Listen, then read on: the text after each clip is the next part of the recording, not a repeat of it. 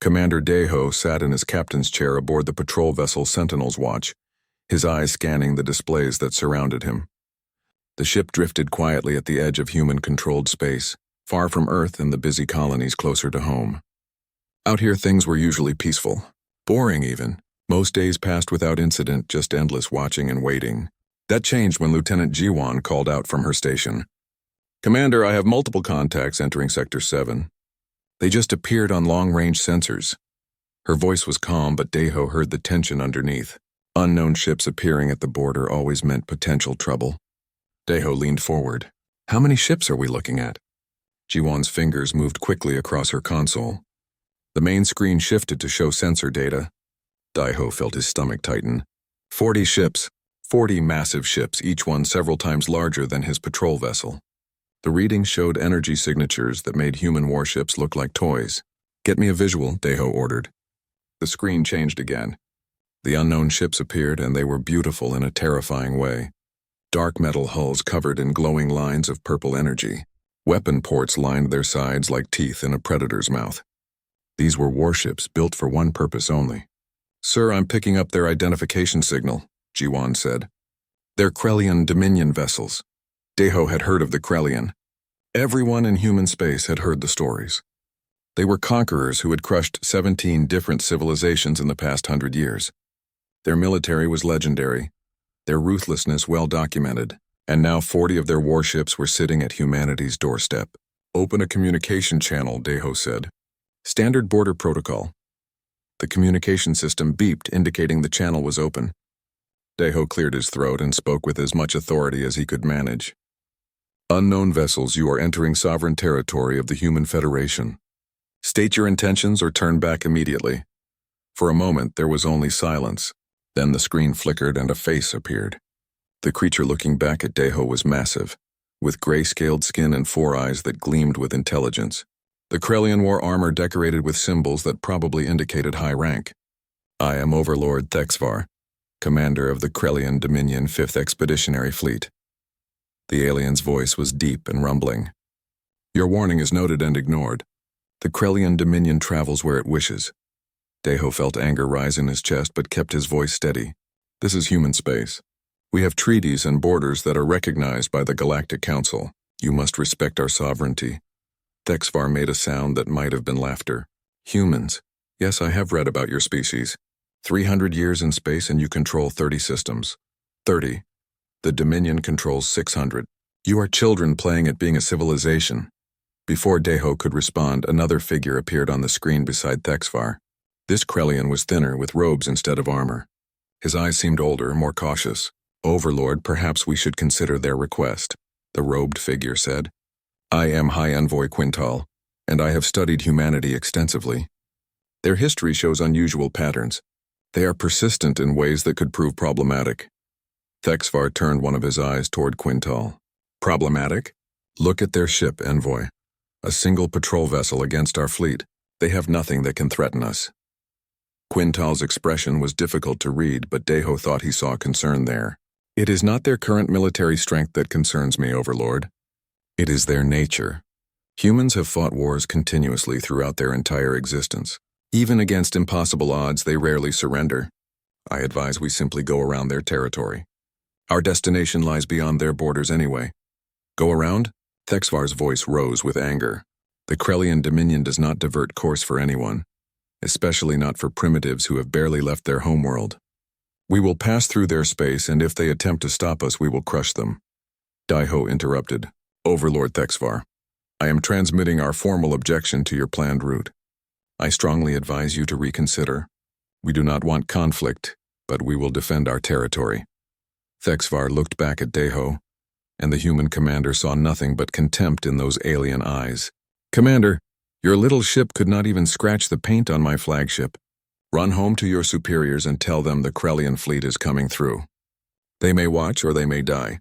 The choice is theirs." The communication cut off. The screen returned to showing the Krellian fleet, which had begun moving forward deeper into human space. Jiwon turned to Daeho. "Sir, what do we do?" "Get me Admiral Mireille at Outer Defense Command. Priority 1, and start tracking those ships. I want to know exactly where they're going." The wait for the connection to Earth seemed to take forever, though it was only a few minutes. When Admiral Mirai's face appeared on the screen, Deho quickly explained the situation. The Admiral listened without interrupting, her expression growing more serious with each word. "Send me everything you have on their fleet composition and heading," Mirai said when he finished. "And Deho, pull back to the secondary observation post. Do not engage them. Is that clear?" "Yes, Admiral." Mirai's image disappeared, replaced by the tactical display. Deho watched as the Krellian fleet moved steadily forward.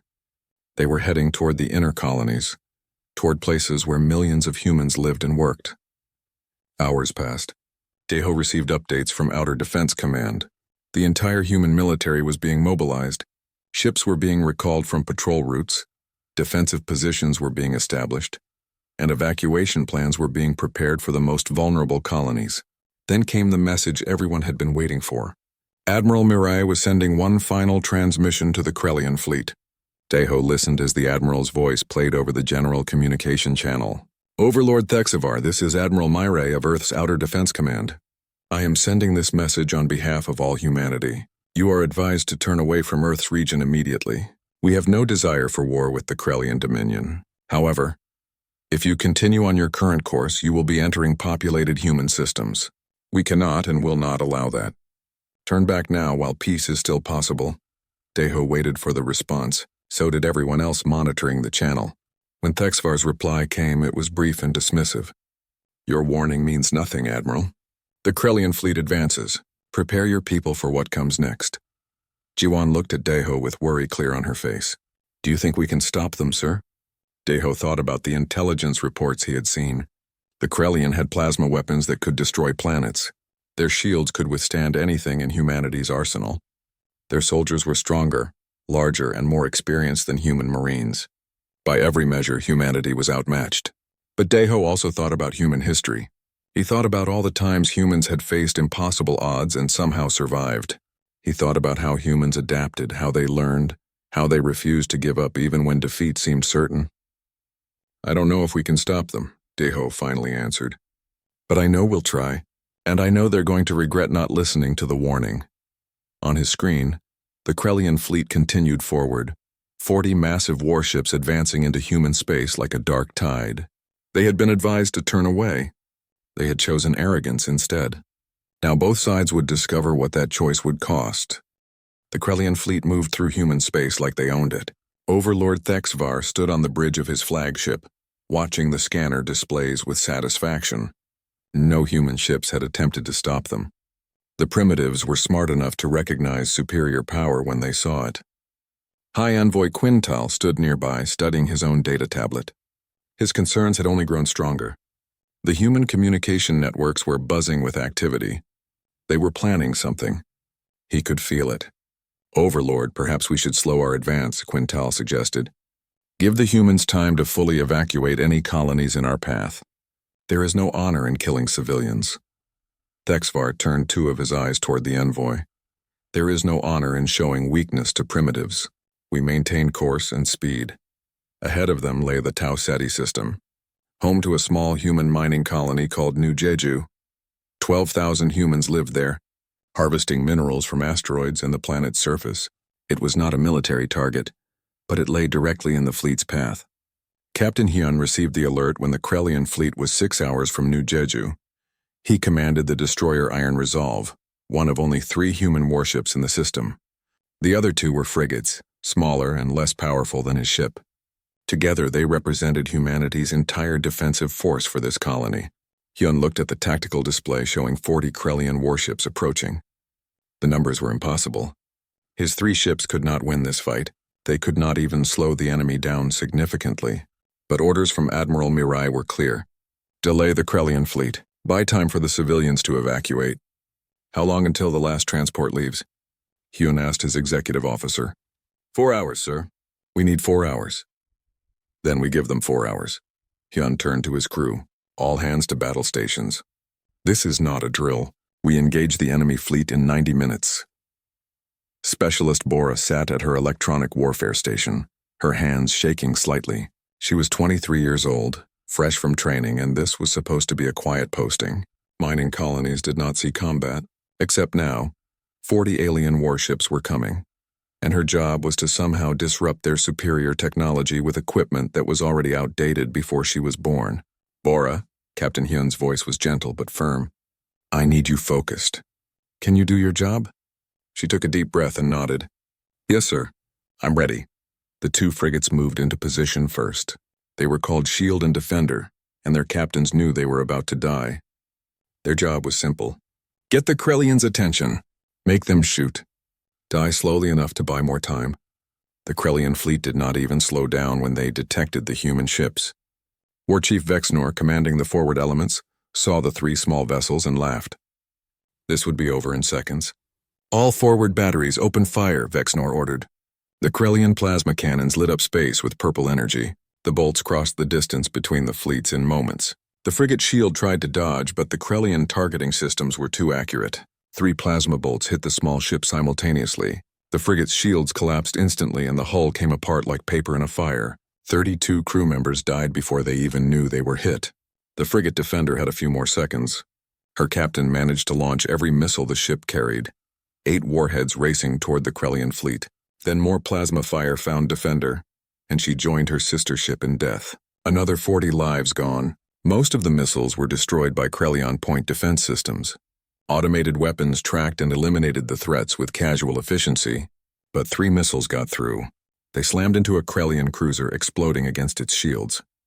The shields flickered but held. Still, alarms sounded on the Krellian bridge. They had taken damage. Minor damage, but damage nonetheless from primitive weapons. Thexavar was surprised. The human missiles were more effective than intelligence reports had suggested. He made a mental note to be more cautious. Then he saw the 3rd human ship approaching, and all thoughts of caution vanished. 1 destroyer against his entire fleet. The human captain was either incredibly brave or incredibly stupid. Captain Hyun watched his 2 escorts die and felt their deaths like physical blows. 90 good people gone in seconds, but they had bought 10 minutes. He needed to buy 3 more hours and 50 minutes. Bora, activate the electronic warfare package. Everything we have. Yes, sir. Bora's fingers flew across her controls.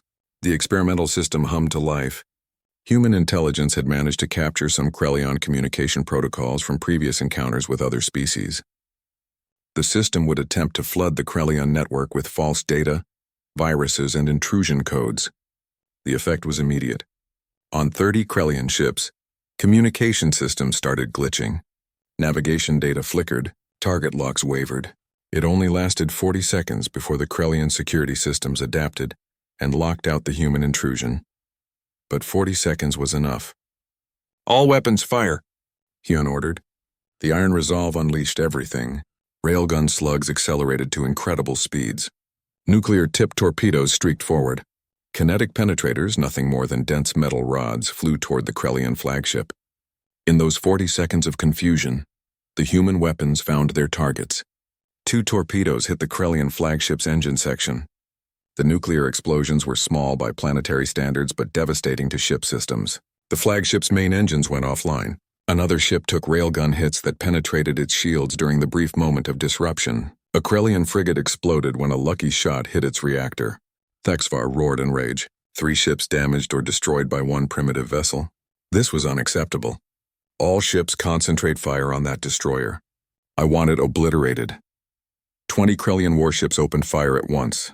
The Iron Resolve's shields lasted less than a second. The hull held for 2 more seconds. Then Captain Hyun's ship came apart in a massive explosion that lit up space like a small sun. There were no survivors. Hyun and his crew of 200 died instantly, but they had bought the time needed. The last transport ship carrying civilians from New Jeju broke orbit and jumped to hyperspace just as the Iron Resolve died. 12,000 civilians were safe. Thexavar surveyed the damage to his fleet. 3 ships gone, 2 more damaged. The flagship would need repairs before the engines operated at full capacity again, and all of this caused by 3 small human ships. High Envoy Quintal approached the Overlord carefully. Perhaps now you see what I meant about these humans. They fight like cornered predators. They fight like fools, Thexavar snapped. 3 ships against 40. They accomplished nothing except their own destruction. They saved their civilians, Quintal pointed out. And they damaged our fleet. These humans trade their lives for time, for small victories, for any advantage they can gain. This is not how civilized species wage war. Thexvar was about to respond when another report came in. The human colony had been completely evacuated. Not a single civilian remained to make an example of. The humans had escaped. The Overlord's rage grew. He pulled up a map of human space and pointed to the next colony on their route. There, New Sol, 50,000 humans. We will make an example of them. Any ships that resist will be destroyed. Any transports that attempt to flee will be destroyed. The humans will learn what it means to defy the Krellian dominion. War Chief Vexnor smiled. Finally, they would show these primitives real power. But Quintal watched the tactical replays of the battle and saw something else. He saw how quickly the human electronic warfare had adapted to Krellian systems. He saw how precisely the human captain had timed his attack for maximum effect. He saw how willingly the humans had died to save their people. The envoy pulled up human historical records on his personal tablet. Wars spanning thousands of years, empires rising and falling, weapons growing more terrible with each generation. But one constant remained. Humans never stopped fighting. Even in their most devastating defeats, they regrouped, adapted, and came back stronger. Quintal looked at Overlord Thexvar giving orders for the attack on New Sol. The Overlord thought he was hunting prey, but the envoy feared they had awakened something far more dangerous. Something that would not stop, would not surrender, and would find a way to hurt them no matter the cost. In the wreckage of the Iron Resolve, floating among the debris, was a recording device. It had survived the explosion by pure chance. On it was a message Captain Hyun had recorded before the battle. To whoever finds this, we were 3 ships against 40.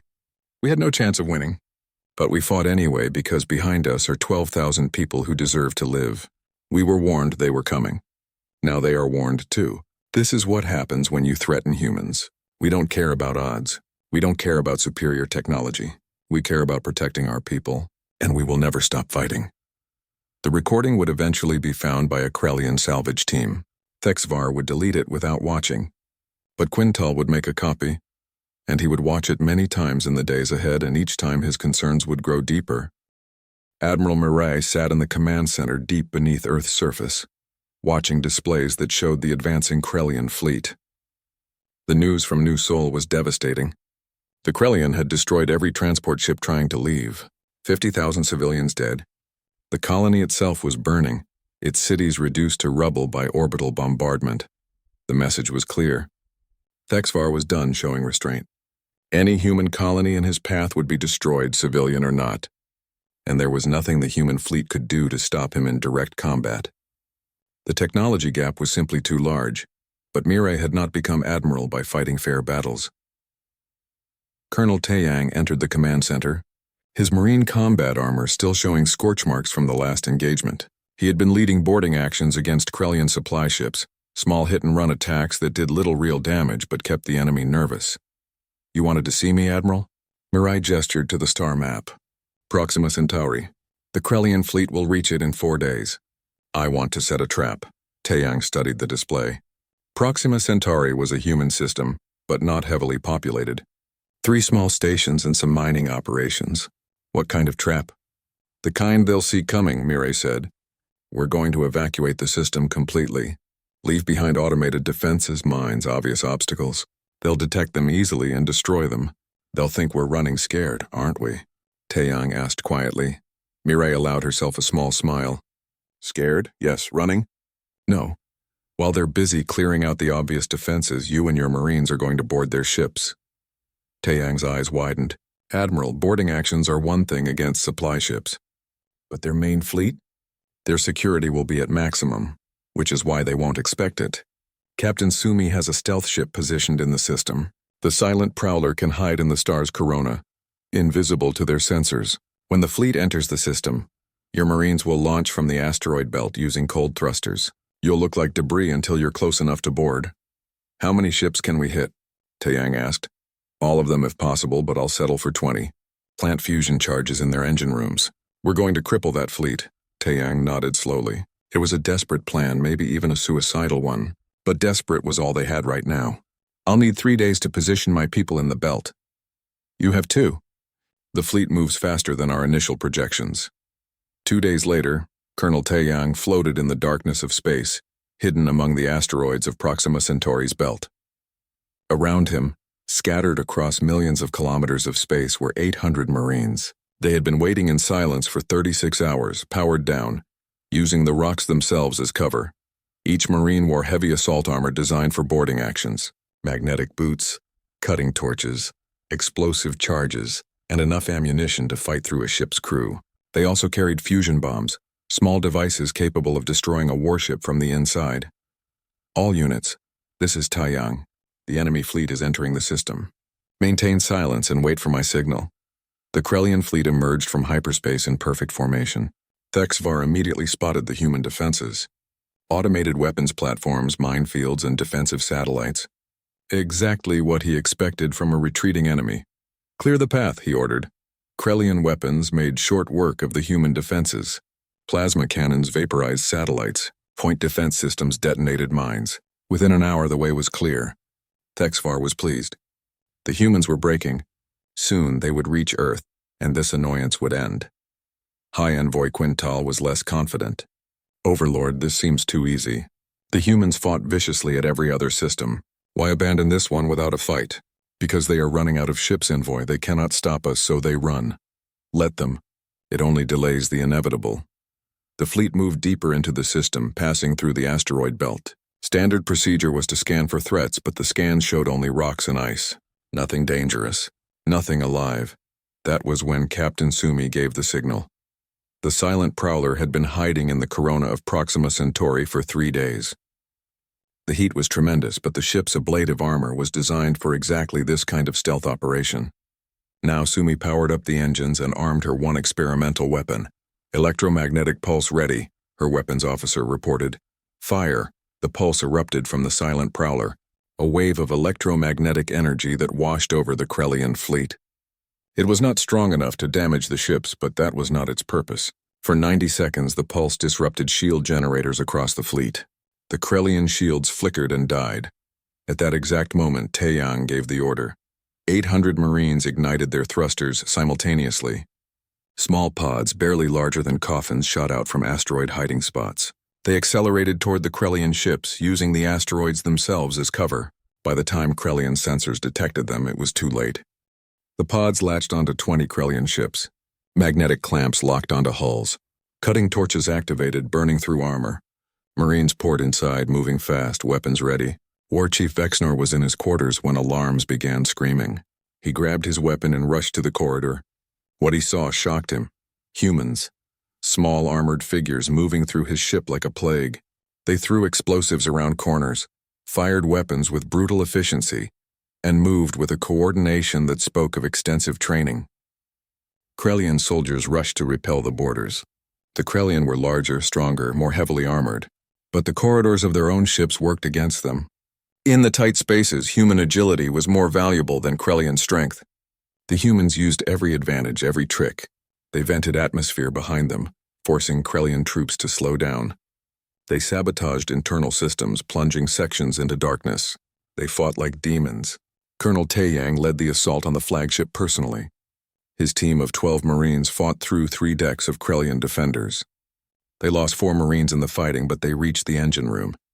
Thexvar saw the alert and could not believe it. Humans were in his engine room. He sent his personal guard, 20 of his best soldiers, to eliminate them. Taeyang saw them coming on his motion tracker. Set the charges. I'll buy you time. Sir, you can't hold them alone, one of his Marines protested. I don't have to hold them long. Just long enough. That's an order. Go. His team fled deeper into the engine room while Taeyang set up behind a power conduit. He had 2 minutes of ammunition and 1 grenade. He needed to last 5 minutes. The Krellian guard came around the corner firing. Taeyang fired back, his rifle rounds finding weak points in their armor. 1 Krellian fell, then another. But there were too many. Return fire forced him to duck behind cover. An explosion knocked him backward. His armor was breached. He could feel blood running down his side, but he had lasted 4 minutes. Close enough. Charges set, Colonel, came the report over his radio. We're pulling out. Good. See you on the other side. Taeyang set his rifle to automatic, stepped out from cover, and emptied his magazine into the advancing Krellian. Then the world went white. Across the fleet, similar scenes played out. Human Marines fought with desperate courage, planting charges, fighting to give their teammates time to escape. Many died. Some made it back to their pods and escaped into the asteroid field. The survivors would tell stories of those fights for the rest of their lives. The fusion charges detonated simultaneously. 12 Krellian ships exploded from within, their reactors going critical. 8 more ships were crippled, engines destroyed, power systems failing. The Krellian fleet was in chaos. Admiral Mireille watched from her command center as the trap closed. The stealth fleet she had positioned at the edge of the system powered up and opened fire. Long-range railguns sent slugs traveling at tremendous speeds toward the damaged Krellian ships. With their shields down and their formations broken, the Krellian fleet was vulnerable. 3 more ships were destroyed. 5 more took critical damage. Thexvar, his flagship listing without power, could only watch as his fleet fell apart around him. 23 ships destroyed or crippled in a matter of minutes. The humans had done this with boarders and 1 stealth ship. "All ships retreat," he ordered. "Emergency jump, any heading, just get us out of this system." The surviving Krellian ships jumped to hyperspace in disorder, leaving their damaged vessels behind. High Envoy Quintal found Thexvar in the emergency command center, the main bridge having been destroyed in the fighting. The Overlord stared at the damage reports with disbelief. "This is impossible," Thexvar said. "We are the Krellian Dominion. We have conquered civilizations across the galaxy. How are we losing to humans?" "I told you," Quintal said quietly. "They do not fight like other species. They do not calculate acceptable losses. They do not surrender when the odds are impossible. They find ways to hurt us no matter the cost to themselves." "Then we will hurt them more," Thexvar snarled. "I am calling for reinforcements. I want 60 more ships. I want enough firepower to turn Earth into dust. These humans need to learn their place." Quintal said nothing. He had tried to warn them. Now they would learn the hard way. He only hoped there would be something left of the Krellian fleet when this was over. In the asteroid belt, the surviving Marines gathered at a hidden rendezvous point. Of the 800 who had launched, 342 remained. The rest had died buying humanity time. 1 Marine removed her helmet and looked at the others. "Did we do it? Did we stop them?" "We hurt them," another replied. "We hurt them bad, and they'll remember that." Among the dead was Colonel Tai Yang, who had held a corridor alone so his team could complete their mission. His body was never recovered, lost in the explosion that destroyed the flagship's engine room. But his sacrifice and the sacrifice of hundreds like him had proven something important. The Krellian could be beaten, not in fair fights, not in open battles, but through cunning, through courage, and through a willingness to pay any price to protect humanity. The war was far from over, but for the first time, humans began to believe they might survive it. The reinforcements arrived 3 weeks after the disaster at Proxima Centauri. 60 fresh Krellian warships along with support vessels and troop carriers. Grand Admiral Korveth commanded this new fleet personally, sent by the Krellian High Command to ensure victory. He was a veteran of 40 campaigns and had never known defeat. When he saw the state of Thexvar's remaining forces, his contempt was obvious. "You have lost nearly half your fleet to primitives who barely have faster-than-light travel," Korveth said coldly. "Explain how this is possible." Thexvar stood before the Grand Admiral, humiliation burning inside him. "They fight without honor. They use tricks, traps, suicide attacks. They sacrifice their own people without hesitation. They fight to win," Korveth corrected, "as any intelligent species would. Your mistake was underestimating them. I will not make the same error. We advance on Earth, but we do so carefully. Every system will be thoroughly scanned. Every approach will be secured. The humans will find no more opportunities for their tricks." The combined Krellian fleet now numbered over 80 ships. They began a systematic advance through human space, taking each system methodically. No rushed attacks, no careless mistakes. They moved like a massive grinding wheel, crushing everything in their path. Dr. Yunji worked in a research facility, hidden deep underground on Earth's moon. Around her, hundreds of scientists studied every piece of Krellian technology they could salvage. Wreckage from destroyed ships, captured weapons, armor taken from dead soldiers. They needed to find weaknesses, anything that could help even the odds. "The shield frequency rotates," Yunji explained to Admiral Mireille during a video conference, "but it follows a predictable pattern. If we can time our shots precisely, We can hit them during the microsecond window when the shields are transitioning. How precisely are we talking? Mirai asked. Within 1/10,000th of a second. Human reflexes can't do it, but our AI targeting systems can. I'm uploading the new firing protocols to the fleet now. Mirai nodded. Every advantage helps. What about their plasma weapons? Still working on that. The energy requirements are beyond anything we can generate with current technology, but we're developing new armor composites that can withstand at least one hit before failing. One hit is better than no hits. Keep working. The war became a grinding attrition. Human ships could now sometimes penetrate Krellian shields, but the Krellians still had overwhelming numbers. Every battle cost humanity more ships than they could afford to lose. Colonies were evacuated as the Krellian advance continued. Millions of refugees fled toward Earth and the core worlds. But humanity fought for every meter of space. They laid ambushes, set traps, and used guerrilla tactics that frustrated the Krellian advance. A human cruiser would appear, fire a full salvo using the new targeting systems, then jump away before the Krellian could respond. Minefields were planted along likely approach routes.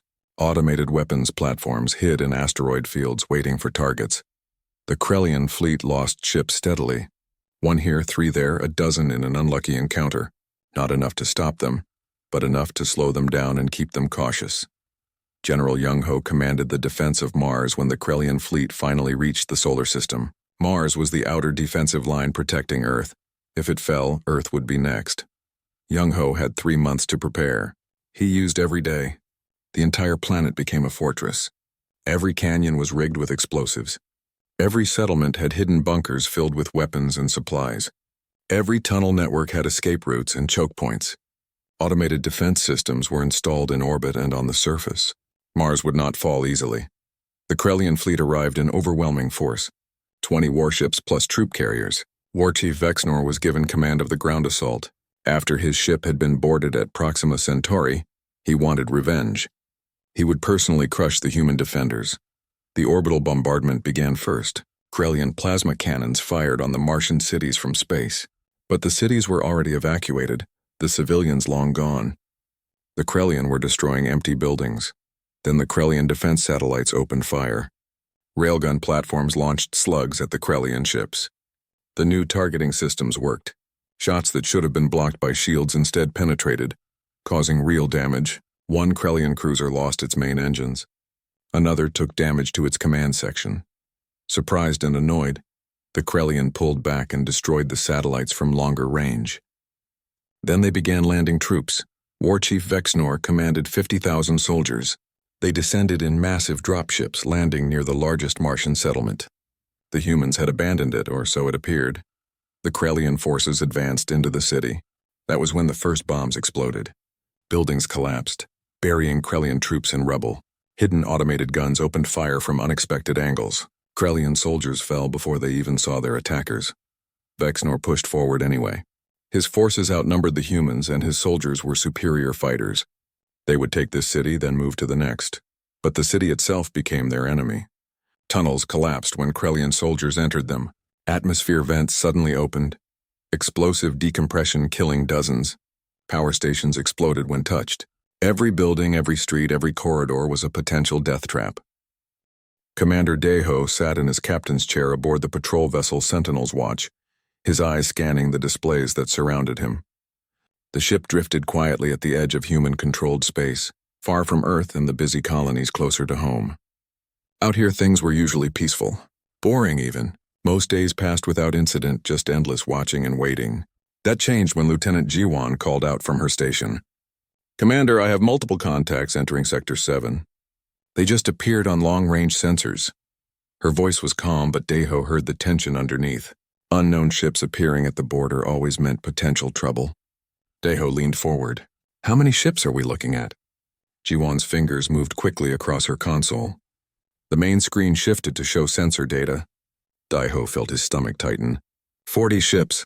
40 massive ships, each one several times larger than his patrol vessel. The readings showed energy signatures that made human warships look like toys. Get me a visual, Daeho ordered. The screen changed again. The unknown ships appeared, and they were beautiful in a terrifying way. Dark metal hulls covered in glowing lines of purple energy. Weapon ports lined their sides like teeth in a predator's mouth. These were warships built for one purpose only. "Sir, I'm picking up their identification signal," Jiwan said. "They're Krellian Dominion vessels." Deho had heard of the Krellian. Everyone in human space had heard the stories. They were conquerors who had crushed 17 different civilizations in the past 100 years. Their military was legendary, their ruthlessness well documented, and now 40 of their warships were sitting at humanity's doorstep. "Open a communication channel," Deho said. "Standard border protocol." The communication system beeped, indicating the channel was open. Deho cleared his throat and spoke with as much authority as he could manage. "Unknown vessels, you are entering sovereign territory of the Human Federation. State your intentions or turn back immediately." For a moment, there was only silence. Then the screen flickered and a face appeared. The creature looking back at Deho was massive, with gray-scaled skin and 4 eyes that gleamed with intelligence. The Krellian wore armor decorated with symbols that probably indicated high rank. "I am Overlord Thexvar, commander of the Krellian Dominion 5th Expeditionary Fleet." The alien's voice was deep and rumbling. "Your warning is noted and ignored. The Krellian Dominion travels where it wishes." Deho felt anger rise in his chest but kept his voice steady. "This is human space. We have treaties and borders that are recognized by the Galactic Council. You must respect our sovereignty." Thexvar made a sound that might have been laughter. "Humans. Yes, I have read about your species. 300 years in space and you control 30 systems. 30. The Dominion controls 600. You are children playing at being a civilization." Before Deho could respond, another figure appeared on the screen beside Thexvar. This Krellian was thinner, with robes instead of armor. His eyes seemed older, more cautious. "Overlord, perhaps we should consider their request," the robed figure said. "I am High Envoy Quintal, and I have studied humanity extensively. Their history shows unusual patterns. They are persistent in ways that could prove problematic." Thexvar turned one of his eyes toward Quintal. "Problematic? Look at their ship, Envoy. A single patrol vessel against our fleet. They have nothing that can threaten us." Quintal's expression was difficult to read, but Deho thought he saw concern there. "It is not their current military strength that concerns me, Overlord. It is their nature. Humans have fought wars continuously throughout their entire existence.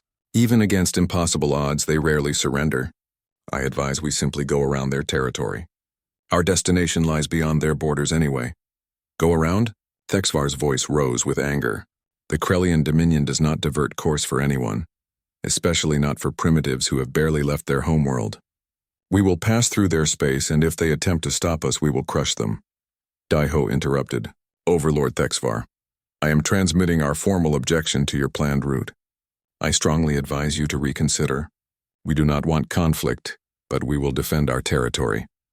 Thexvar looked back at Deho, and the human commander saw nothing but contempt in those alien eyes. "Commander, your little ship could not even scratch the paint on my flagship. Run home to your superiors and tell them the Krellian fleet is coming through. They may watch or they may die. The choice is theirs." The communication cut off. The screen returned to showing the Krellian fleet, which had begun moving forward deeper into human space. Jiwan turned to Deho. "Sir, what do we do?" "Get me Admiral Mireille at Outer Defense Command. Priority 1, and start tracking those ships. I want to know exactly where they're going." The wait for the connection to Earth seemed to take forever, though it was only a few minutes. When Admiral Mireille's face appeared on the screen, Deho quickly explained the situation. The Admiral listened without interrupting, her expression growing more serious with each word. "Send me everything you have on their fleet composition and heading," Mireille said when he finished.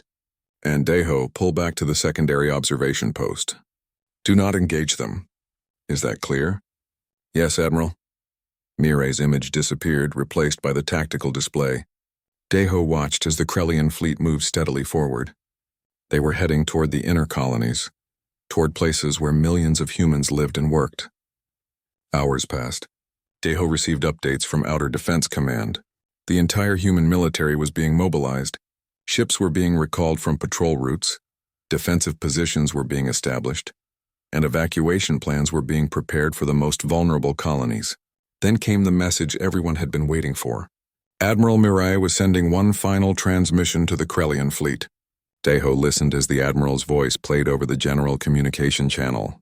Overlord Thexivar, this is Admiral Myre of Earth's Outer Defense Command. I am sending this message on behalf of all humanity. You are advised to turn away from Earth's region immediately. We have no desire for war with the Krellian Dominion. However, if you continue on your current course, you will be entering populated human systems. We cannot and will not allow that. Turn back now while peace is still possible. Deho waited for the response. So did everyone else monitoring the channel. When Thexivar's reply came, it was brief and dismissive. Your warning means nothing, Admiral. The Krellian fleet advances. Prepare your people for what comes next. Jiwan looked at Deho with worry clear on her face. Do you think we can stop them, sir? Deho thought about the intelligence reports he had seen. The Krellian had plasma weapons that could destroy planets. Their shields could withstand anything in humanity's arsenal. Their soldiers were stronger, larger, and more experienced than human Marines. By every measure, humanity was outmatched. But Deho also thought about human history. He thought about all the times humans had faced impossible odds and somehow survived. He thought about how humans adapted, how they learned, how they refused to give up even when defeat seemed certain. I don't know if we can stop them, Deho finally answered. But I know we'll try, and I know they're going to regret not listening to the warning. On his screen, the Krellian fleet continued forward, 40 massive warships advancing into human space like a dark tide. They had been advised to turn away. They had chosen arrogance instead. Now both sides would discover what that choice would cost. The Krellian fleet gathered at the edge of Earth's solar system. 82 warships, the largest battle fleet the Dominion had assembled in a generation. Grand Admiral Korveth stood on the bridge of his flagship, studying the scanner displays that showed Earth's defenses. It was impressive. Thousands of satellites, hundreds of weapons platforms, millions of mines. The orbital space around Earth looked like a metal shell protecting the planet, and behind that shell were the human ships. How many vessels do they have? Korveth asked. His sensor officer checked the readings multiple times before answering. Sir, I'm detecting over 10,000 signatures, but many of them are showing as civilian vessels. Cargo ships, passenger liners, private craft. They have armed everything that can fly. Thexivar laughed. They're putting civilians in cargo ships and expecting them to fight warships. This is desperation, not strategy. We will cut through them like insects. High Envoy Quintal was not laughing. He had learned to recognize human desperation, and it always meant something terrible was about to happen. A species that armed civilian ships was a species that had nothing left to lose. Overlord, perhaps we should reconsider. Quintal began. Enough, Thexivar interrupted. I am done listening to your cowardice, Envoy. We have them outnumbered and outgunned. This ends today. All ships advance. The Krellian fleet moved forward in perfect formation. They entered Earth's gravity well, approaching the shell of human defenses. The automated weapons platforms opened fire first. Railgun slugs and missiles filled space. The Krellian point defense systems worked overtime, shooting down incoming fire. Then the human fleet attacked. Captain Hanna commanded a civilian transport called Defiant Hope. 2 months ago, it had been carrying medical supplies between colonies. Now it had 4 railguns welded to its hull, and a crew of 30 volunteers who had never seen combat before. All ships, this is Admiral Myre, came the voice over the fleet communication channel. Remember your training. Attack pattern Delta. Protect the military vessels. Make them pay for every meter. For Earth. For Earth, Hanna repeated, and her crew echoed her. Then she aimed her ship at the nearest Krellian cruiser and opened fire. The Defiant Hope's railguns were crude compared to military weapons, but they fired solid slugs of metal at tremendous speeds. 3 slugs hit the Krellian shields. The shields held, but the Krellian cruiser had to adjust its course to avoid more fire.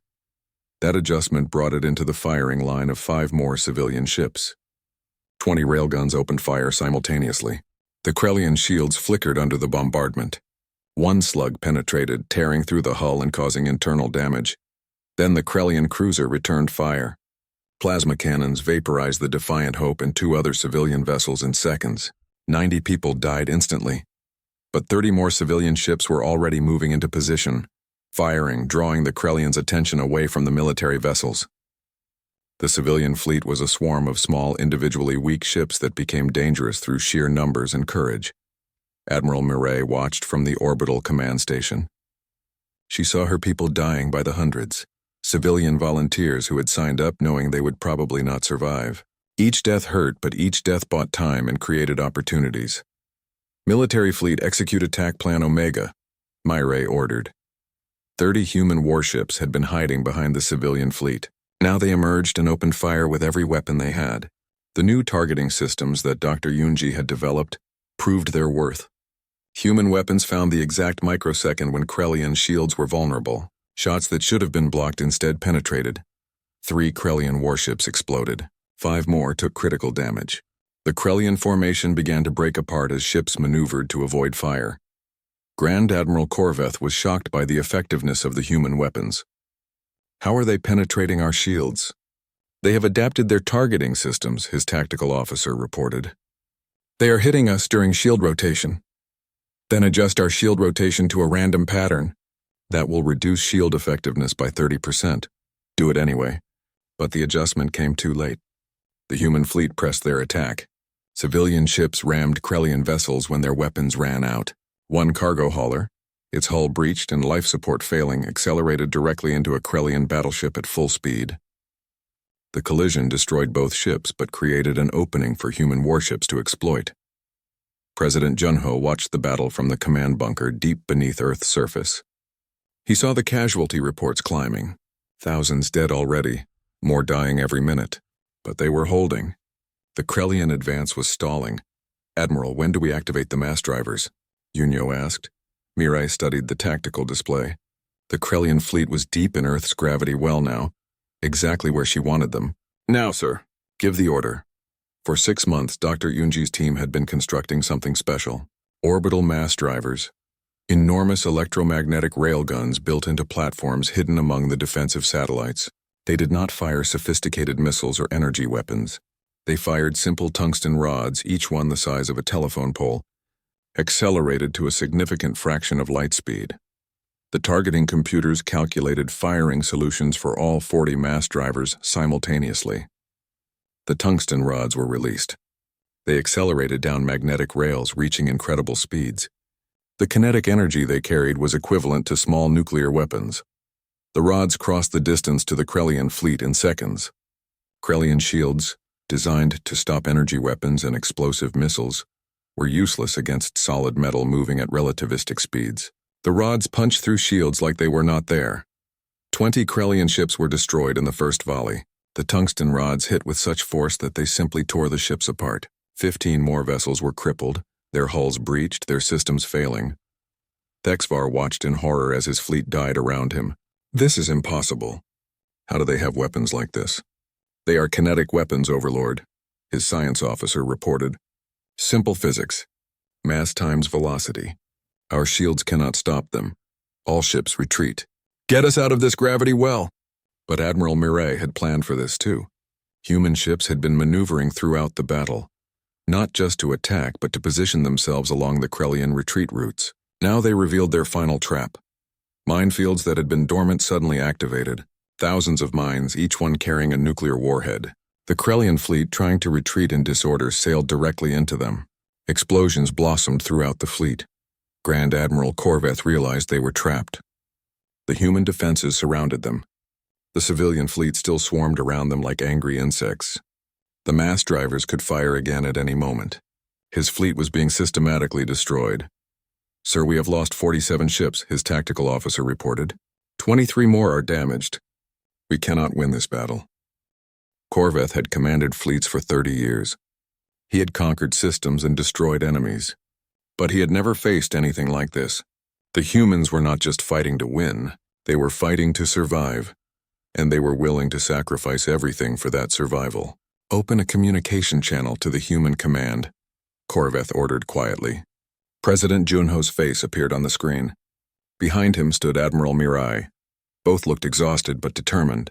I am Grand Admiral Korveth of the Krellion Dominion. I request terms for surrender. Junho looked at Mirai, who nodded. Then the president spoke. You were advised to turn away from Earth's region. You chose arrogance.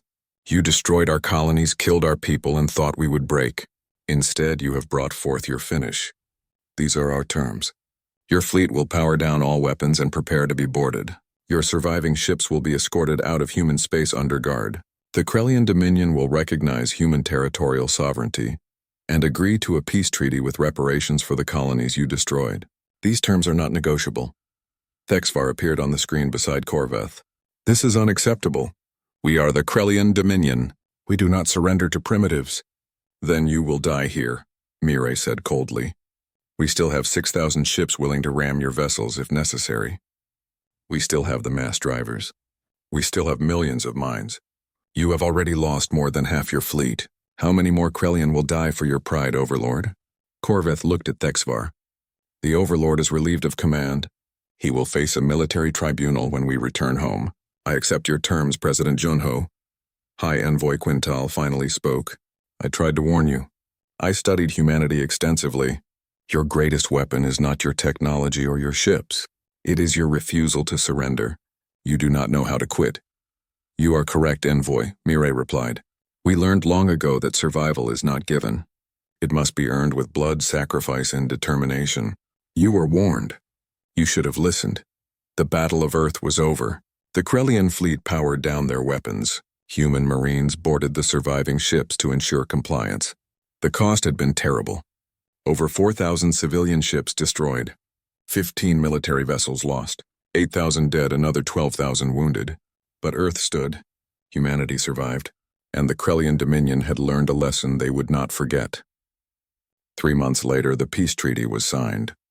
The Krellian agreed to withdraw from all human territory, pay reparations, and recognize human sovereignty. High Envoy Quintal personally delivered the treaty to Earth. He met with Admiral Mireille in a small conference room. I wanted to apologize, Quintal said. I knew this war was a mistake. I tried to stop it. I know, Mireille replied. I read your reports. You understood us better than your leaders did. May I ask a question, Admiral? Why did you fight so hard?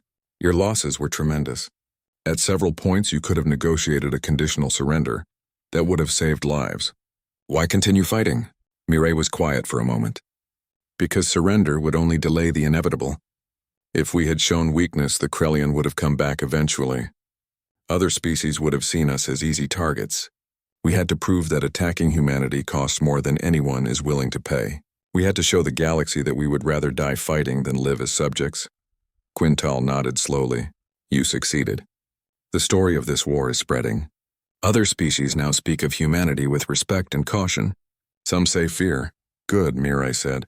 Fear will keep us safe better than any weapon. 10 years passed. The Krellian Dominion faced a new threat, an ancient hive mind species that attacked their territory with overwhelming force. The Dominion fleets were being destroyed. Their colonies were falling. In desperation, Grand Admiral Corveth did something that would have been unthinkable before the war with humanity. He asked humanity for help. President Junho brought the request to Admiral Mireille, now Supreme Commander of Earth's United Fleet. What do you think? He asked. Mireille smiled. I think we should help them. The Krellian learned not to make enemies of humanity.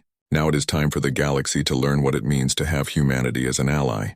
And I think this hive mind species is about to discover that humans are terrifying enemies, but we are even more terrifying when we are fighting to protect our friends. The message was sent to the Krellian. Humanity would help, but this time, the galaxy would see what humans could do when they were not desperately defending their homeworld. This time, they would see what a prepared, angry, and motivated humanity could accomplish when they fought alongside allies instead of against them. And across the galaxy, species who had watched the Earth War began to reconsider their positions. Some sought alliances with humanity. Others made very sure to stay on humanity's good side. And a few, the arrogant ones who thought themselves superior, began planning their own invasions. Those species would learn the same lesson the Krellian had learned. Humanity could be defeated in individual battles. They could be outgunned and outnumbered, but they could never be broken. They would adapt, evolve, and fight until either they won or everyone died trying. The Krellian had been advised away from Earth's region. They had chosen arrogance, and it had brought them to the edge of destruction. Now they were grateful to count humanity among their allies instead of their enemies. The rest of the galaxy was starting to understand a simple truth. Humans might be relatively new to space, might have less advanced technology, might control fewer systems than the great empires, but humans had something more important than any of that. They had the absolute refusal to accept defeat. and that made them the most dangerous species in the galaxy.